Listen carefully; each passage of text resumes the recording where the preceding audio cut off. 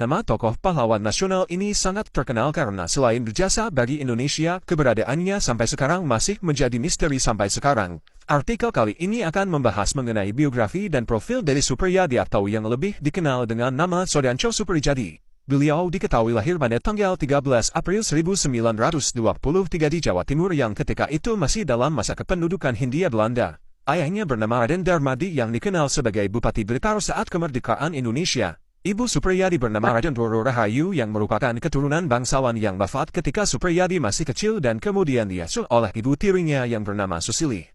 Masa kecil Suprijadi diketahui merupakan putra pertama dari pasangan Raden Darmadi dan Raden Roro Rahayu dan ia masih mempunyai 12 saudara lagi. Suprijadi mulai mengenyam pendidikan pertamanya dengan bersekolah di Hils Europees Lagere School yang setara dengan sekolah dasar. Tamat dari sana, ia kemudian masuk sekolah di Mulo, Gebied Ligron Norwegisch yang setingkat SMP. Dari situ ia kemudian melanjutkan pendidikannya di Mosvia, Middelbare Opleiding School for Inlandse Ambtenaren, yang merupakan sekolah untuk kaum bangsawan yang dididik untuk menjadi pegawai pemerintahan atau pamong praja pada masa kolonial Belanda. Namun belum lulus dari sekolah tersebut, tentara Jepang kemudian menduduki Indonesia. Suprijadi bergabung dengan tentara Beta. Suprijadi kemudian bersekolah di SMT, Sekolah Menengah Tinggi, dan juga ikut dalam latihan militer yang diadakan oleh Jepang yang dikenal dengan nama Seinin Dojo di wilayah Tangerang. Tahun 1943, ketika Jepang mulai membentuk pasukan Beta, pembela tanah air, yang pasukannya terdiri dari pemuda Indonesia, Suprijadi kemudian ikut masuk. Dengan latihan militer yang keras yang diikuti oleh Suprijadi, membuat ia kemudian mendapat pangkat sebagai komandan peleton atau Sodyancho yang kemudian dikenal dengan sebutan Sodyancho Suprijadi. Oleh Jepang, Suprijadi kemudian ditugaskan di Blitar, Jawa Timur. Ia membawahi pasukan peleton 1 dan kompi 3 yang bertugas memberi bantuan senjata berat. Selain itu Suprijadi juga ditugaskan untuk mengawasi para pekerja paksa Romusha. Melihat penderitaan berat rakyat Indonesia yang dipaksa bekerja sebagai Romusha membuat Suprijadi kemudian nekat untuk mengadakan pemberontakan yang kemudian dikenal dengan nama pemberontakan Beta di Blitar. Mulai mengadakan rencana pemberontakan, Suprijadi kemudian mulai mengadakan rencana pemberontakan.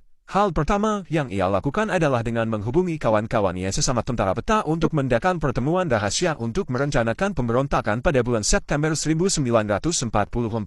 Kawan-kawan Suprijadi ketika itu yang ikut seperti Halir Mangkudijaya, Muradi dan Sumanto. Suprijadi sempat berkata dalam pertemuan tersebut, "Kita sebagai bangsa yang ingin merdeka tidak dapat membiarkan tentara Jepang terus-menerus bertindak sewenang-wenang menindas dan memeras rakyat Indonesia.